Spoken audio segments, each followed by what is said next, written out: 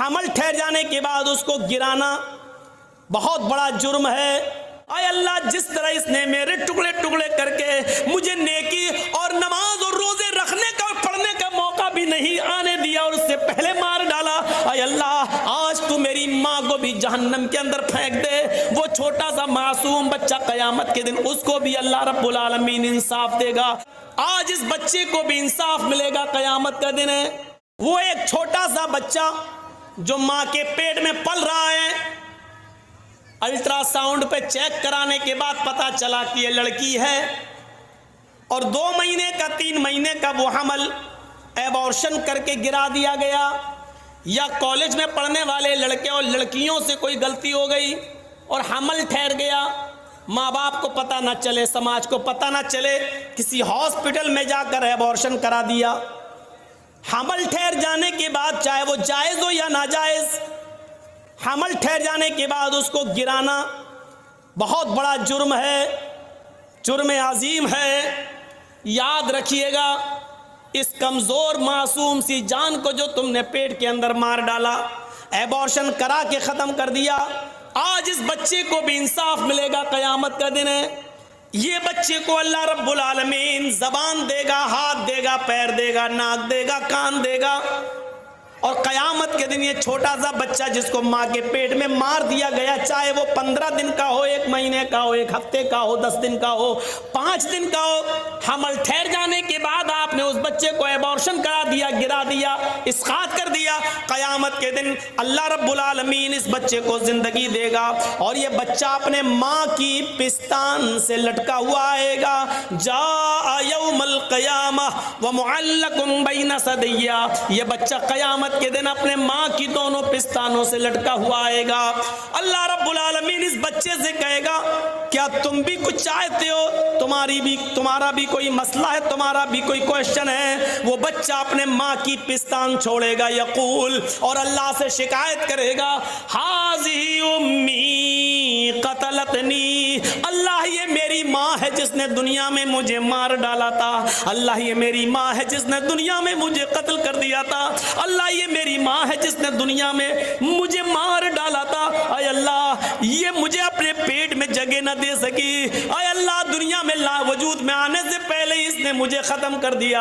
आय अल्लाह, आज तू मेरी माँ का मत बन। आय अल्लाह, जिस तरह इसने मेरे टुकड़े टुकड़े करके मुझे नेकी और नमाज और रोजे रखने का और पढ़ने का मौका भी नहीं आने दिया और उससे पहले मार डाला, आय अल्लाह, आज तू मेरी माँ को भी जहन्नम के अंदर फेंक दे। वो छोटा सा मासूम बच्चा कयामत के दिन उसको भी अल्लाह रब्बुल आलमीन इंसाफ देगा, उस बच्चे को भी कुव्वत गोयाई देगा और उसकी भी सुनेगा। मालिक यौमिद्दीन, वो कयामत के दिन का पूरा मालिक।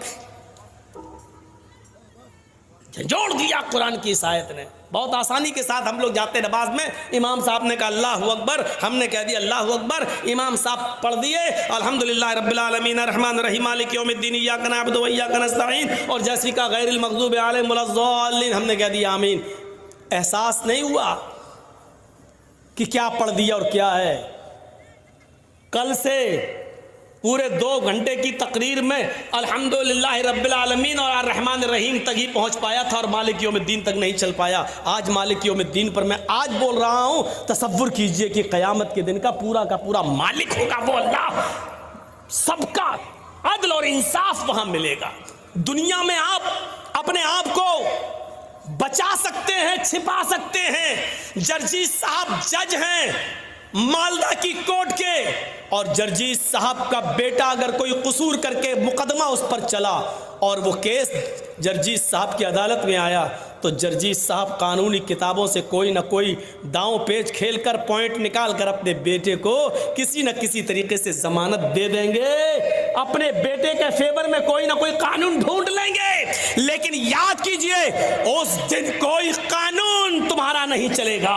उस दिन बाप और बेटा सब आमने और सामने होगा, लेकिन कोई किसी की सिफारिश करने वाला नहीं होगा। जरा तसव्वुर कीजिए उस दिन का मंजर क्या होगा। अल्लाह रब्बुल आलमीन भी उस दिन कहेगा, वम्ताजुल यौमा अय्युहल मुजरिमून, आए मुजरिमों आज के दिन तुम अलग हो जाओ। वम्ताजुल यौमा अय्युहल मुजरिमून, आए मुजरिमों आज के दिन तुम अलग हो जाओ। नेक लोगों से अलग हो जाओ, ये सुनकर मुजरिम नेक लोगों से अलग हो जाएंगे। मेरे प्यारे साथियों, उस दिन अल्लाह रब्बुल आलमीन सबको इंसाफ देगा।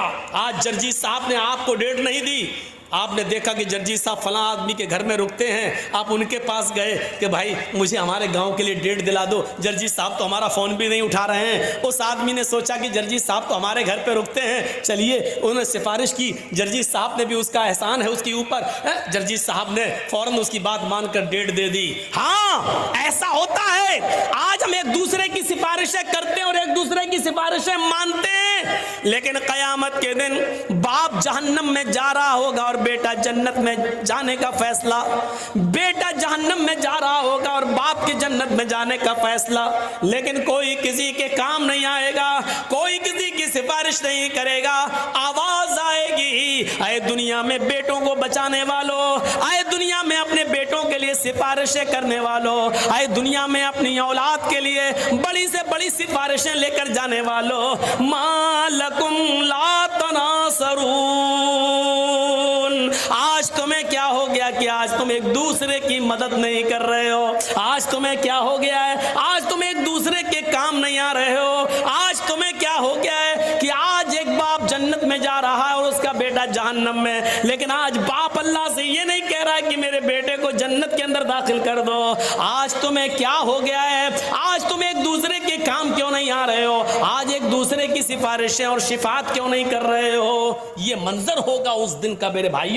दुनिया में हम एक दूसरे की सिफारिशें कर देते हैं, लेकिन क़यामत के दिन कोई किसी की सिफारिश करने वाला नहीं होगा। इंसाफ होगा वहां पर, सबके साथ इंसाफ। दुनिया में अगर किसी ने किसी की एक बालिश जमीन पर कब्जा किया और 1000 मुकदमा लड़ने के बावजूद भी उसको इंसाफ नहीं मिला, वो 70 जमीनों का तौक उसके गर्दन में डाला जाएगा। उसको देखकर ही लोग ये कहेंगे कि ये दुनिया में किसी की जमीन पर नाजायज कब्जा करने वाला था। अल्लाह रब्बुल आलमीन कहेगा इन नेक लोगों को और इनके ऊपर जुल्म ज़्यादती के केस होंगे। अल्लाह रब्बुल आलमीन कहेगा बदला दो, वहां बदला नहीं दे पाएंगे।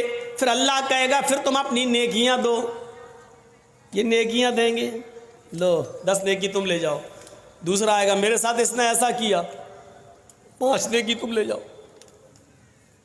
देते देते देते देते नेकियां उसके पास खत्म हो जाएंगी, लेकिन मुकदमा लेकर लोग आ रहे होंगे, अल्लाह भी मेरा भी हक है इसके ऊपर। अल्लाह कहेगा नेकियां दो, वो कहेगा नेकियां तो मेरी ख़त्म हो गई, अब क्या दूं? अब अल्लाह कहेगा उस आदमी से जिसका हक मारा था, इसके पास तुम्हें देने के लिए अब नेकियां नहीं है, ऐसा करो कि तुम अपने गुनाह इसके ऊपर ला दो। कितना गरीब इंसान होगा वो उस दिन, जो नमाजें लेकर गया, रोज़े लेकर गया, हज लेकर गया, ज़कातें लेकर गया, बहुत बड़े बड़े नेक काम उसने दुनिया में किए, लेकिन लोगों पर जुल्म किया, लोगों पर ज़्यादती की, लोगों के ऊपर परेशान किया उसने। और क़यामत के दिन ये परेशान करने वालों को जब अल्लाह इंसाफ, परेशान होने वालों को जब इंसाफ दिलाएगा तो नेक लोगों की नेकियां ख़त्म होंगी और परेशान जिनको किया उनके मुकदमे अभी बाकी होंगे। फिर अल्लाह रब्बुल आलमीन ये कहेगा कि तुम अपने गुनाह इसके ऊपर डालो।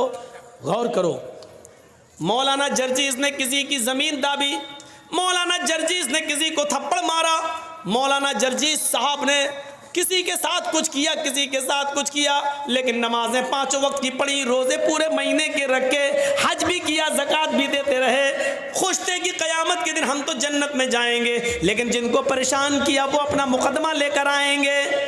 जर्जीस साहब ऐसा है, हाँ है, चलो नेक बदला दो। जर्जीस साहब के पास अब ज़मीन नहीं है कि वो किसी को दें। अल्लाह कहेगा अपनी 10 नेकियां दो। दूसरा आएगा इसने मेरे साथ ये क्या, जर्जीस साहब 10 नेकी इसको दो, दे दी गई।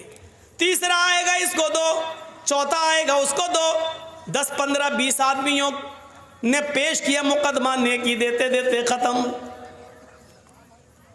21वां आदमी आया, मेरा भी हक है आपके ऊपर, नेकियां दो।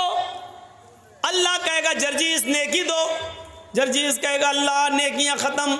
अल्लाह उस आदमी से कहेगा कि अपना गुनाह जर्जीस के ऊपर ला दो। जर्जीस उस वक्त कितना बदकिस्मत होगा, नेकियां तो बहुत लेकर गया लेकिन सब लुटा दी, दूसरों को दे दी। अब दूसरों की गुनाह उसके ऊपर ला दे जा रहे हैं। पूछा मनिल मुफलिस, तुम जानते हो गरीब कौन है? अल्लाह के रसूल सवाल कर रहे हैं, क्या तुम जानते हो मुफलिस कौन है, कल्लाश कौन है, गरीब कौन है? साहबा ने कहा जिसके पास माल और दौलत और दिरहम और दीनार न हो। मल्ला दिरहमा वला दीनार अला, जिसके पास न दिरहम हो न दीनार हो, जिसके पास न सोना न चांदी हो, वो गरीब है। अल्लाह के नबी फरमाते नहीं नहीं, मेरी उम्मत का गरीब इंसान ये नहीं है। मेरी उम्मत का गरीब इंसान तो वो है जो क़यामत के दिन बहुत सी नेकियां लेकर जाएगा, नमाज और रोज़े की नेकियां लेकर जाएगा, लेकिन हक मारा होगा और एक एक करके सारी नेकियां उनको दे देगा जिनका हक मारा है। फिर भी हक वालों का हक बाकी रहेगा, फिर उनके गुनाह इस आदमी पर ला दे जाएंगे। ये मेरी उम्मत का सबसे गरीब इंसान है।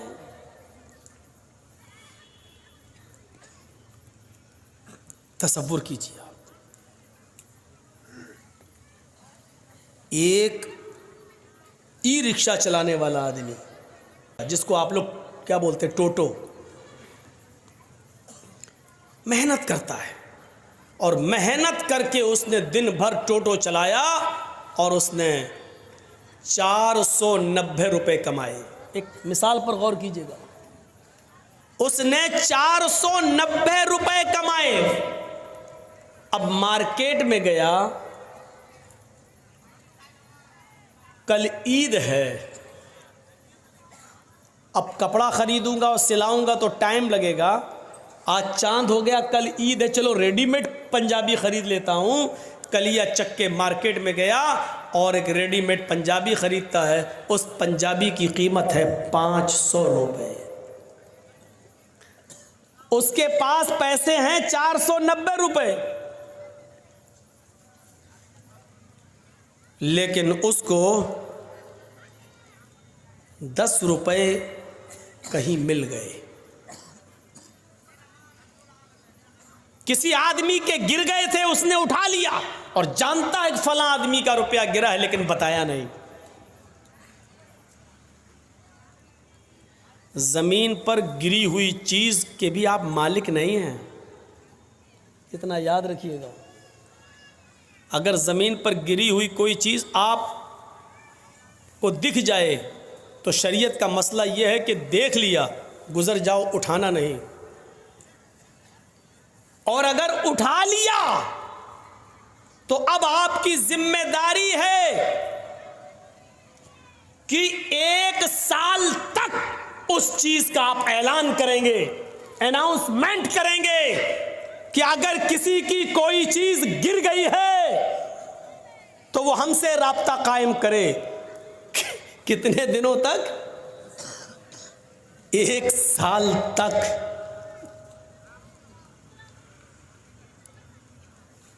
1 साल तक आप उसका अनाउंसमेंट करेंगे, 1 साल तक। और जब 1 साल के बाद भी कोई नहीं आता है, उसका मालिक नहीं मिलता है,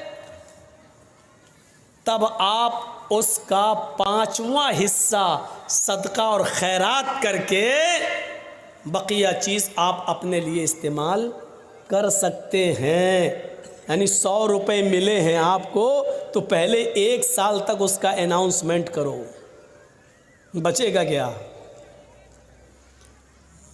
और 1 साल तक जब 100 रुपए का मालिक आपको ना मिले तो फिर उसमें 5वां हिस्सा यानी 20 रुपए सदका और खैरात गरीब को दो, और उसके बाद 80 रुपए आप इस्तेमाल कर सकते हो। वो भी कब? और ये इस्तेमाल करने की इजाज़त आपको वो भी इस कंडीशन में मिल रही है क्योंकि आपने 1 साल मेहनत की है। यानी ये 80 रुपये भी आपके लिए तब हलाल हो रहे हैं जब आप 1 साल मेहनत करने के बाद उसके मालिक तक नहीं पहुंचा पाए या उसका मालिक नहीं मिला। तब 10 रुपए आपको मिल गए लेकिन आपने उसको बताया नहीं, जिसका गिरा चुपके से आपने उठाया, और 490 रुपए में 10 रुपए मिलाकर 500 रुपए का पंजाबी आपने खरीद लिया। 490 रुपये हलाल के हैं जो आपने रिक्शा चलाकर मेहनत करके कमाया, लेकिन 10 रुपये आपने उसमें हराम के मिला दिए। पंजाबी आपने ख़रीद लिया। अब जब तक वो पंजाबी, जब तक वो कुर्ता, जब तक वो कमीज़ आपके जिस्म पर रहेगी, अल्लाह की कसम ना आपकी कोई फ़र्ज़ नमाज कबूल होगी, ना फ़र्ज़ रोज़ा कबूल होगा, ना नफली नमाज कबूल होगी, ना नफली रोज़ा कबूल होगा। कब तक? जब तक वो पंजाबी आपके जिस्म पर रहेगी, तब तक। अब सोचिएगा, 490 हलाल के हैं, 10 ही उसमें मिलाए थे हमने, तो वो कमीज हमारे लिए हराम हो गई। और कलिया चक के चौराहे पर, चौरंगी पर खड़े होकर जो लॉटरी के टिकट बिकते हैं, वो एक टिकट खरीद लीजिए और अचानक धूल में लाठी लग जाए और 1 लाख, 2 लाख, 5 लाख, 10 लाख रुपए आपको मिल जाएं। जब 490 हलाल के रुपए में 10 रुपए मिला रहे हैं तो सब हराम, तो 1-2 लाख रुपए प्योर सूद के जो आपको मिल रहे हैं बगैर मेहनत के, वो आपके लिए हलाल कहां से हो गए। और एक मामले में आपका सुल्तानगंज भी बदनाम है, कलियाचक भी बदनाम है, मौजमपुर भी बदनाम है, लखीपुर भी बदनाम है, और इस इलाके के अक्सर गांव बदनाम है, चाहे वो बस्टम नगर हो या 16 माइल, सब बदनाम है। क्या हो? IPL में सट्टा लगाना। और अभी शुरू होने वाले हैं IPL मैच, एक एक बॉल पे सट्टा लगता है, एक एक बॉल पर। ये इतने विकेट ले लेगा, नहीं लिया तो इतना मेरा, ले लिया तो उतना तेरा, ये टीम जीतेगी। एक एक बॉल पर सट्टा लगता है कि दूसरे नंबर पर बॉल जो जाएगी उसमें छक्का लगेगा, उसमें चौवा लगेगा। ये हमारे अंदर ये चीजें आ कहां से गई?